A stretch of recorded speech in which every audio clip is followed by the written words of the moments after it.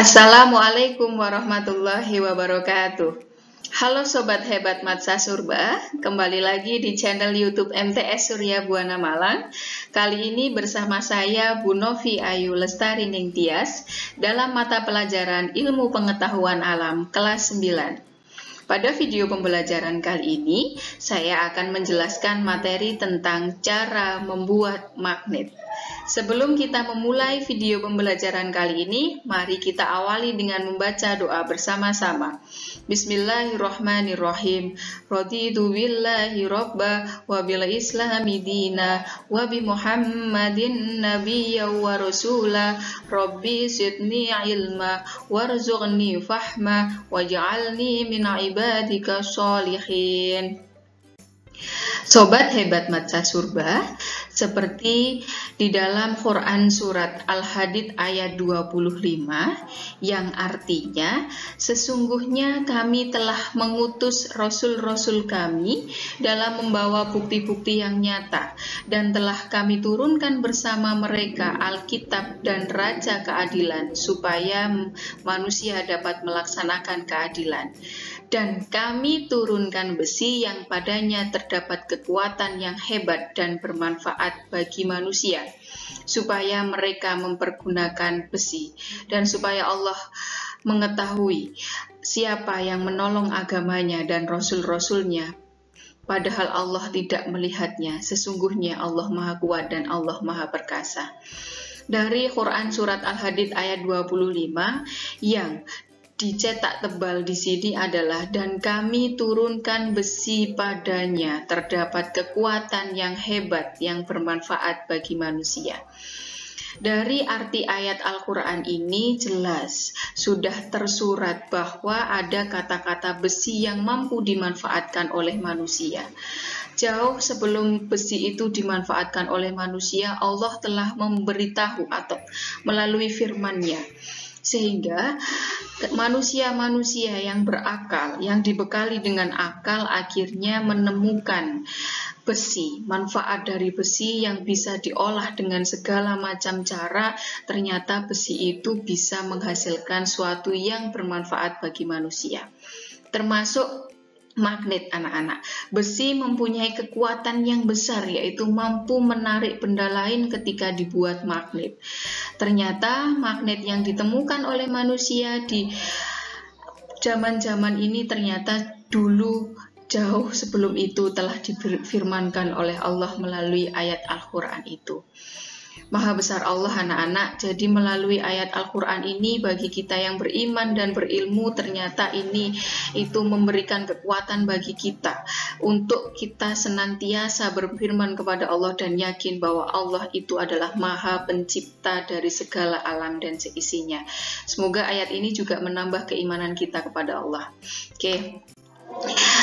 Pada video pembelajaran kali ini, seperti yang sudah saya sampaikan bahwa ada hubungannya besi dengan magnet, maka kita akan membahas bagaimana cara membuat besi yang biasa itu menjadi magnet yang mempunyai kekuatan mampu menarik benda lain. Yang kedua, yaitu kalau kita sudah membuat magnet dan salah satu ciri magnet adalah punya kutub, bagaimana cara menentukan kutub magnet dari yang kita buat itu.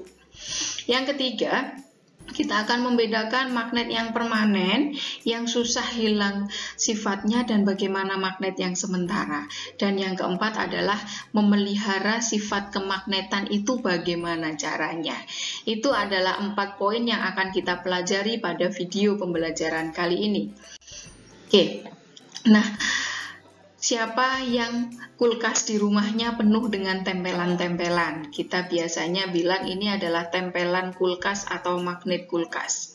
Nah, pernah nggak kita mengira-ngira kenapa tempelan kulkas ini bisa menempel di pintu kulkas padahal kan tidak ada lemnya? Jelas kalian sudah tahu bahwa itu adalah magnet, ya kan?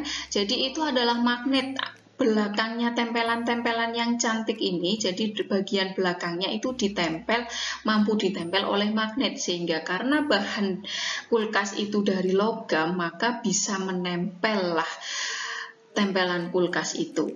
Nah, kira-kira apakah kita bisa membuat tempelan kulkas sendiri yang cantik-cantik ini? Nah, ternyata bisa, anak-anak. Terus bagaimana itu membuatnya? Jadi di video ini nanti Bu Novi akan menjelaskan bagaimana cara membuat magnet yang nantinya bisa kalian praktekkan sendiri di rumah.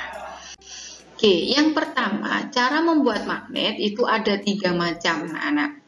Jadi ada dengan cara digosok, dengan cara diinduksi, dan dengan cara dialiri arus listrik. Intinya, kalau kita ingin membuat magnet, maka nanti kita harus menyiapkan bahan berupa logam, baik itu besi ataupun baja, yang akan kita buat magnet. Ya, jadi dilakukan melalui 3 cara ini itu bisa. Boleh menggunakan dengan cara digosok, boleh dengan cara diinduksi atau dialiri arus listrik. Nanti akan saya jelaskan satu persatu. Nah, ini kelihatan. Kalau digosok, maka misalnya kita punya paku. Paku itu kan dari besi atau baja. Saya ingin punya paku yang bisa menarik, maka kita akan membuat paku itu menjadi bersifat magnet. Misalnya kalau digosok, maka kita harus menyediakan magnet yang sudah jadi dulu. Kemudian ada paku. Kalau diinduksi juga sama. Kita harus menyediakan magnet yang sudah jadi. Nah, kalau dialiri arus listrik, kita nggak perlu magnet yang sudah jadi, tapi kita perlu batu baterai dan kumparan ataupun kabel yang dililit itu, ya.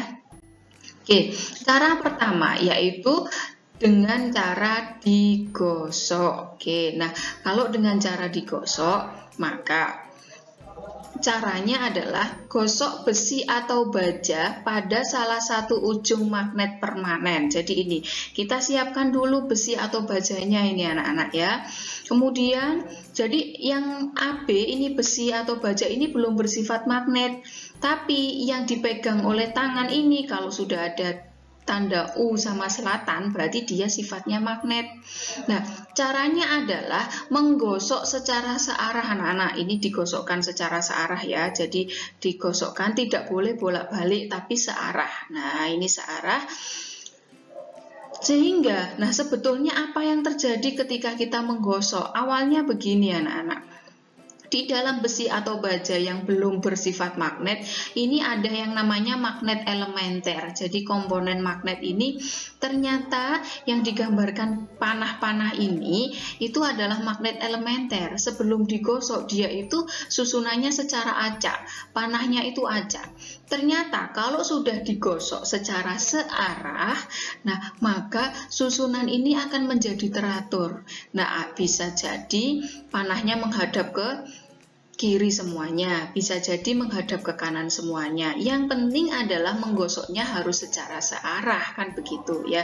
Nah, gosok secara searah magnet itu, maka magnet elementernya menjadi teratur dan mengarah pada satu arah yang sama.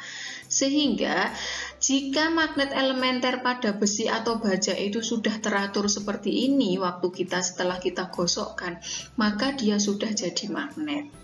Nah, pertanyaan selanjutnya, loh Bu, kan magnet itu punya kutub utara, kutub selatan. Terus, mana yang kutub utara, mana yang kutub selatan? Kan ini ada bagian A, bagian B. Sekarang mana yang kutub utara, mana yang kutub selatan, kan begitu. Nah, kalau gosoknya seperti ini anak-anak, utara itu digosokkan pada A. Nah, yang terakhir digosok dengan kutub utara itu kutubnya berlawanan. Maka dari itu, ketika kutub utara digosokkan ke sini dari A ke B, A ke B, maka kutub A atau bagian A ini, ujung A menjadi kutub utara dan ujung B menjadi kutub selatan. Oke ya, jadi paham ya? Dengan cara menggosok, kuncinya harus searah.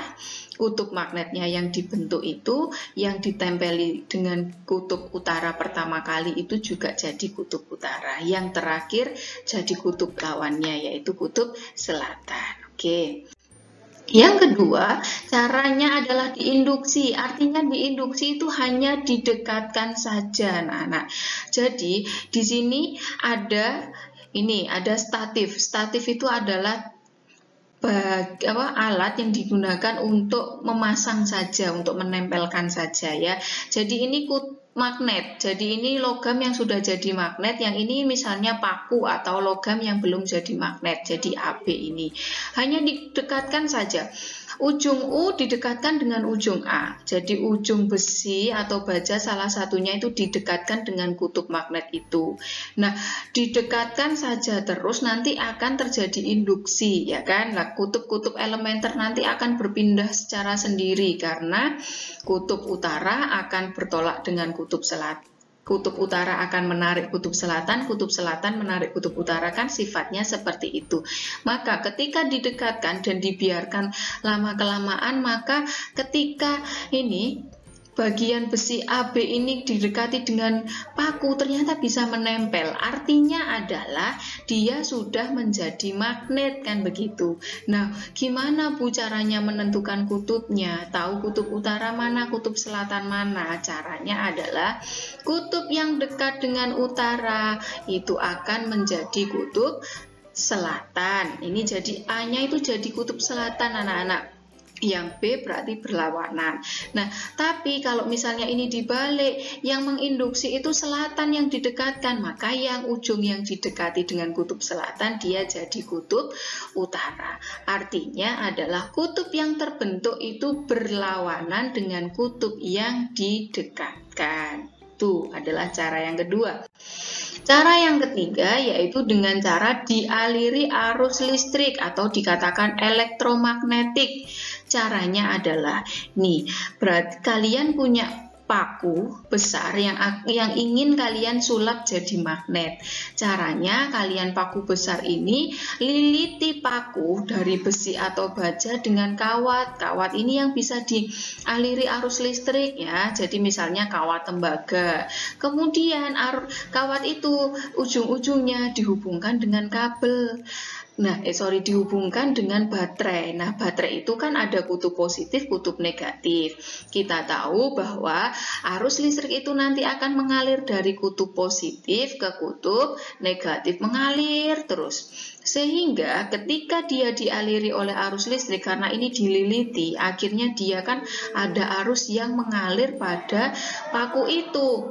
Maka akhirnya magnet elementer pada besi atau baja akan terpengaruh oleh aliran arus searah dari atau DC dari baterai itu. Sehingga besinya itu nanti magnet elementernya akan tersusun sehingga dia bisa bersifat magnetik atau bisa menarik paku-paku yang lainnya.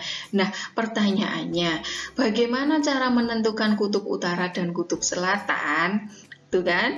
Nah, caranya begini, kalau menentukan kutub utara dengan kutub selatan, kita bisa menggunakan kaidah tangan kanan. Jadi kalian praktekkan menggunakan tangan kanan, ini contohnya ya. Nah, kan tangan kanan itu kita lingkarkan ke paku atau ke batang yang akan kita buat magnet. Caranya menentukan adalah 4 jari ini, 4 jari kelingking, jari manis, jari tengah, jari telunjuk itu dia itu nanti menunjukkan arah arus listrik. Ingat, arah arus listrik itu dari kutub positif ke kutub negatif. Berarti arahnya itu dari sini, nah. Dari yang kutub positif, kabel ini, nah, dia melilitnya ke arah belakang toh. Nah, ke sini gitu kan ya. Oke. Nah, kemudian ibu jari itu dia akan mengarah menunjuk arah utara. Jadi contohnya ini anak-anak. Ini kan, jadi kutub positif. Jadi kamu harus tahu dulu, ini kutub positif itu dimulainya arus listrik. Oh, berarti bukan dari kabel yang kutub negatif arah panahnya. Jadi dari sini. Nah, dari yang kutub positif, dia dari depan menuju ke belakang, muter lagi ke depan ke belakang, sehingga tangan ini, kukunya kita itu searah dengan aliran arus listrik ini, panah-panahnya. Nah, sehingga ibu jari menghadap ke sebelah ini. Nah, sehingga bagian kutub yang ditunjuk oleh ibu jari ini adalah kutub utara dan lainnya adalah lawannya. Nah, ini contoh lagi sama. Nih ya, jadiin kutub positif dulu. Jadi mengalirnya dari kutub positif. Oh, berarti Arus listriknya itu arahnya ke atas, berarti ibu jari arahnya ke sini kan ya, masuk ke atas, ke belakang, ibu jari kita menunjuk arah utara. Bedakan dengan ini anak-anak ya. Ada tanda pendek sama panjang. Diingat-ingat kalau ini simbolnya baterai, yang panjang itu adalah kutub positif, yang pendek kutub negatif. Nah, arus listrik itu mengalir dari kutub positif ke kutub negatif. Berarti sini, ini arahnya. Berarti anak panahnya naik ke atas, lewat, kalau ini lewat depan, yang ini lewat belakang, ya kan? Oh, lewat belakang turun, sehingga tangan kalian menghadap turun ke sini. Nah, kalau menghadap turun ternyata jempolnya kalian, ibu jari itu mengarah ke Y, sehingga Y itu adalah kutubnya utara, yang X adalah kutub selatan. Ingat, sekali lagi menggunakan kaidah tangan kanan bukan tangan kiri. Paham ya? Itu adalah 3 cara untuk membuat magnet. Jadi bisa kalian lakukan di rumah. Oke. Nah, sekarang kan ada besi, ada baja. Lah, magnet itu kalau sudah kita buat, apakah sifat magnet itu bisa bertahan lama atau cepat hilang? Ternyata tergantung bahannya. Jadi magnet itu ada magnet permanen, ada magnet yang sementara. Magnet permanen itu, dia itu sukar dibuat jadi magnet. Tapi dia tidak mudah hilang sifat kemagnetannya. Itu artinya adalah magnet permanen. Artinya sulit dibuat, jadi intinya itu buatnya butuh waktu yang lama, tapi sifat magnetnya itu tidak mudah hilang atau permanen. Contohnya dari baja. Tapi kalau dari besi, itu magnetnya sementara. Dia mudah atau cepat dibuat magnet, tapi mudah hilang sifat kemagnetannya. Paham ya? Oke, sekarang terus bagaimana cara melemahkan? Kita punya magnet, tapi kita pengen menghilangkan kekuatan magnet itu. Ada 3 cara. Yang pertama dipukul-pukul. Kenapa kok dipukul-pukul itu bisa hilang? Ya karena magnet elementernya nanti bisa acak lagi. Susunannya tidak searah sehingga nggak bersifat magnet lagi. Yang kedua dipanasi. Sama, kalau dipanasi maka magnet elementer itu akan mengalami perubahan susunan yang arahnya menjadi acak. Sama, berarti sifat magnetnya hilang. Yang ketiga, kalau tadi membuat magnet dialiri arus DC atau searah, sekarang dialiri arus AC atau arus yang bolak-balik, sehingga magnetnya, magnet elementer juga akan susunannya akan acak. Itu adalah 3 cara untuk menghilangkan atau melemahkan sifat kemagnetan. Nah, sekarang kalau kita sudah punya magnet, sudah bikin magnet, gimana biar tidak cepat hilang? Maka ada cara memeliharanya, yaitu kita simpan magnet dan diberi penguat. Penguat itu berupa jangkar atau angker ini ya. Jadi kita bikin jangkar atau penguat dari apa? Dari besi lunak. Bisa jadi besi lunak yang diletakkan sebagai penutup kutub-kutubnya. Nah, ditutupkan ke kutubnya karena kekuatan magnet terbesar kan di kutubnya. Kemudian menjauhkan magnet dari benda-benda yang dapat ditarik oleh magnet. Jadi jauhkan dari paku, sehingga apa? Kekuatan magnet itu tidak digunakan. Artinya kan tidak digunakan untuk menarik paku-paku yang di sampingnya. Itu adalah cara untuk memelihara magnet. Oke, anak-anak, itu adalah video pembelajaran tentang cara membuat magnet. Semoga bisa bermanfaat bagi kalian semuanya. Terima kasih atas perhatiannya. Wassalamualaikum warahmatullahi wabarakatuh.